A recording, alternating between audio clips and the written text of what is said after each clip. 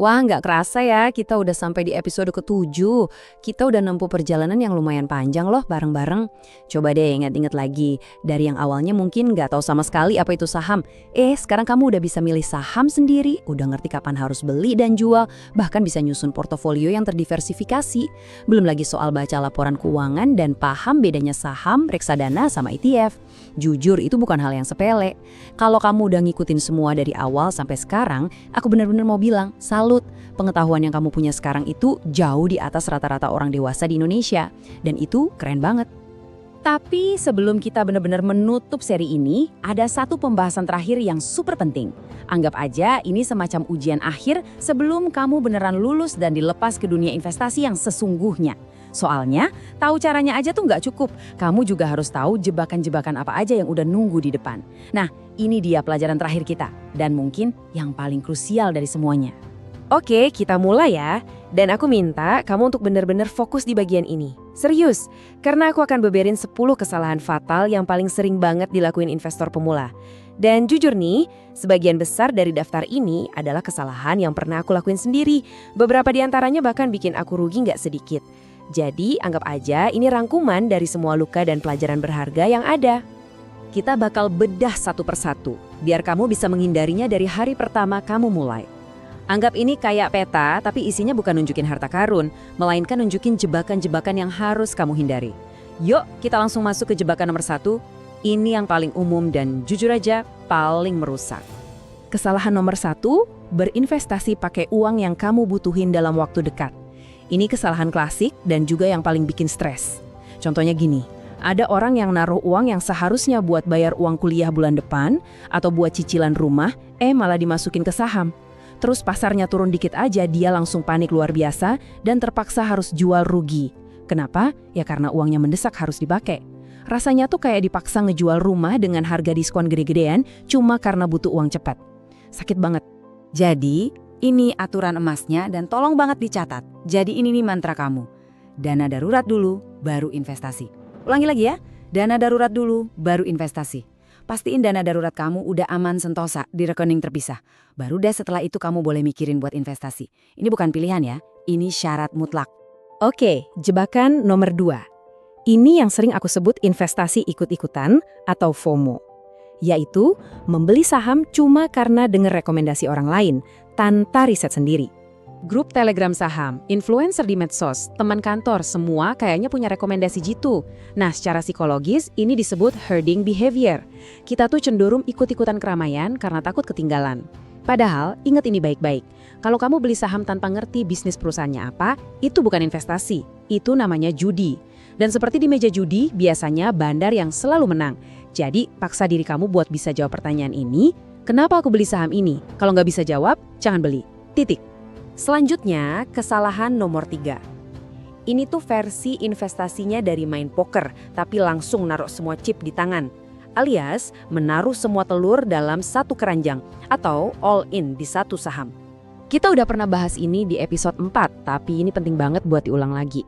Menaruh 100% modal kamu di satu saham, sehebat apapun kelihatannya perusahaan itu, adalah risiko yang nggak perlu kamu ambil. Diversifikasi itu bukan tanda kamu ragu-ragu loh, justru itu tanda kebijaksanaan. Anggap aja ini kayak superpower kamu buat ngelindungin diri dari hal-hal yang gak terduga. Jebakan keempat, aku suka nyebutnya sindrom jenius dadakan. Ini kejadian pas kita ngerasa terlalu pintar setelah nonton beberapa video tutorial. Akhirnya, kita jadi ngeremehin risiko pasar dan terlalu melebih-lebihkan pengetahuan diri sendiri. Ya gimana enggak, di zaman internet ini informasi kan rasanya melimpah banget. Kita nonton beberapa video, baca beberapa artikel, dan tiba-tiba kita ngerasa kayak udah jadi ahli. Ini namanya overconfidence bias. Akibatnya apa? Kita jadi terlalu sering trading, ngambil resiko yang kegedean, dan ujung-ujungnya malah nurunin potensi keuntungan kita sendiri. Coba deh tanya ke diri sendiri, apa aku beneran lebih pintar dari jutaan investor lain di pasar? Percaya deh, pasar itu jauh lebih pintar dari kita semua. Selalu ingat itu. Dan ini nih, pasangannya si overconfidence, semacam kembaran jahatnya. Yaitu jebakan nomor 5, panik jual pas pasar lagi turun. Pasar saham itu kayak detak jantung, dia naik dan turun. Itu bukan bug, itu emang fiturnya. Secara psikologis, rasa sakit karena rugi itu rasanya 2 kali lebih kuat daripada rasa seneng karena untung. Ini disebut loss aversion. Nah, karena takut ruginya makin dalam, banyak pemula yang ngejual aset-aset bagus mereka di harga murah. Akhirnya, mereka benar-benar mengunci kerugian itu. Padahal, seringkali langkah terbaik adalah nggak ngapa-ngapain. Ini dia superpower investor sejati. Kemampuan buat tetap tenang pas orang lain lagi panik. Nah, ini kebalikannya dari panik jual. Jebakan nomor 6, ini tuh kayak kejebak dalam hubungan yang toksik tapi sama saham. Terlalu cinta sama saham yang lagi rugi dan nolak buat ngelepasinnya. Istilah psikologisnya sunk cost fallacy. Tapi ada istilah yang lebih kita kenal, bucin. Kamu udah terlalu banyak invest waktu, emosi, dan uang di saham itu, jadi rasanya sayang banget buat dilepas. Meskipun semua data nunjukin fundamentalnya udah jelek. Akhirnya, kamu terus-terusan nambahin uang ke lubang yang sama, berharap suatu saat dia bakal balik lagi. Coba tanya ke diri sendiri, kamu ini lagi berinvestasi atau lagi berharap pada keajaiban? Kadang keputusan terbaik adalah ngakuin kesalahan dan berani buat cut loss. Jebakan nomor 7 ini sedikit lebih halus. Aku suka nyebutnya sindrom Buffett investasi. Maksudnya, punya terlalu banyak jenis saham di dalam portofolio. Loh, bukannya diversifikasi itu bagus? Betul, tapi ada yang namanya over diversification. Bayangin, kamu punya 50 saham beda-beda, tapi porsinya kecil-kecil banget. Kamu jadi nggak bisa fokus buat mantau semuanya, dan kalaupun ada salah satu yang naik tinggi, dampaknya ke total portofolio kamu hampir nggak kerasa. Coba deh, lihat portofolio kamu sekarang. Apa kamu bisa ngejelasin kenapa kamu punya setiap saham di dalamnya? Kalau enggak, kemungkinan besar kinerja investasimu cuma bakal setara sama rata-rata pasar. Itu pun masih dikurangi biaya transaksi. Lanjut, jebakan nomor 8, yaitu menganggap investasi sebagai tiket lotre. Menganggap investasi itu skema buat cepat kaya. Dengar ini baik-baik. Kalau ada yang nawarin investasi, pasti untung, resiko rendah, hasil tinggi, kamu lari. Jangan jalan, lari. Itu hampir 100% penipuan. Investasi bodong itu cirinya jelas banget. Janjiin untung nggak masuk akal, nggak punya izin OJK, dan selalu bikin kita ngerasa harus buru-buru atau FOMO. Selalu, dan aku ulangi ya, selalu cek legalitasnya di website OJK sebelum kamu transfer uang sepeser pun. Jangan sampai kerja kerasmu hilang dalam sekejap. Jebakan ke-9. Ini tuh kayak memulai perjalanan jauh tapi nggak tahu tujuannya mau kemana. Alias berinvestasi tanpa tujuan yang jelas. Coba jawab, kenapa kamu berinvestasi? Buat dana pensiun 20 tahun lagi? Buat DP rumah 5 tahun lagi? Atau buat liburan tahun depan? Coba, tulis deh tujuanmu sekarang juga. Tanpa tujuan yang jelas, kamu nggak akan bisa bikin strategi yang pas. Ujung-ujungnya, kamu cuma bakal bikin keputusan acak berdasarkan pergerakan pasar harian, bukan berdasarkan rencana jangka panjangmu. Dan yang terakhir, jebakan yang paling sunyi tapi mematikan. Jebakan nomor 10. Ini seperti menanam kebun yang indah, terus nggak pernah disiram lagi, yaitu mengabaikan portofolio dan nggak pernah mengevaluasinya. Investasi itu bukan kayak nanam pohon terus ditinggal gitu aja.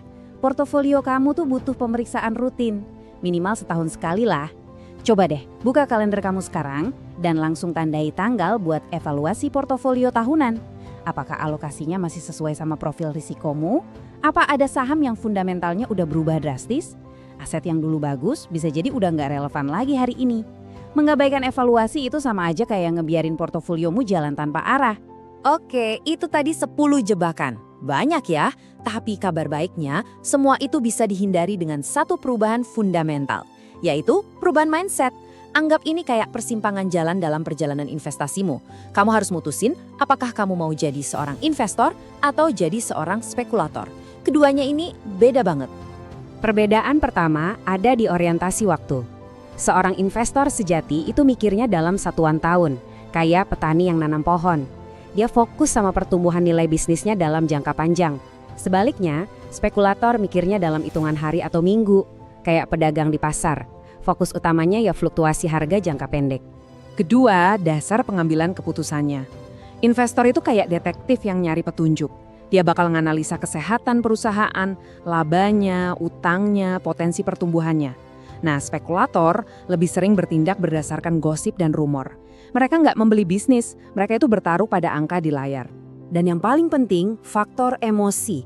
Senjata utama seorang investor adalah disiplin dan rasionalitas. Kayak seorang grandmaster catur, dia punya rencana dan patuh sama rencananya itu. Sebaliknya, kelemahan terbesar spekulator itu emosi, kayak penjudi yang kebawa suasana. Mereka gampang banget kena FOMO pas pasar naik dan gampang panik pas pasar turun. Mereka itu reaktif, bukan proaktif. Jadi gimana caranya ngebangun mindset investor sejati itu? Kamu butuh sebuah panduan buat ngambil alih kendali. Aku suka nyebutnya kompas investasi pribadi. Ini adalah rencana tertulis yang jadi pegangan kamu di tengah badai pasar sekalipun.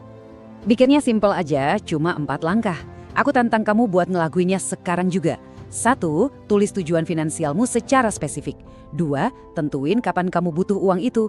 3. Jujur sama diri sendiri soal profil risikomu. Kamu ini tipe konservatif, moderat, atau agresif. Dan 4. Yang terpenting, tulis semua itu di dokumen sederhana. Rencana tertulis inilah pertahanan terbaik kamu buat ngelawan keputusan-keputusan emosional. Dan buat ngebantu kamu tetap di jalur yang benar, gunain ini sebagai penjaga gerbang sebelum kamu nekan tombol buy.